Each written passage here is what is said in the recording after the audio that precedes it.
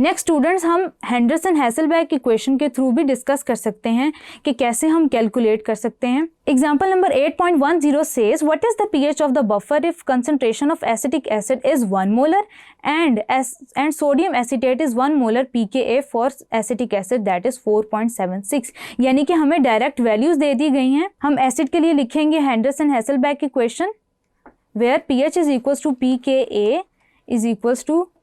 equals to pKa plus log concentration of salt divided by concentration of acid। pKa की value 4.76 है, 4.76 plus log salt के लिए value 1 molar है, 1.0 molar, acid के लिए value 0.1 molar है। 1 डिवाइडेड बाई 0.1 की वैल्यू आती है 4.76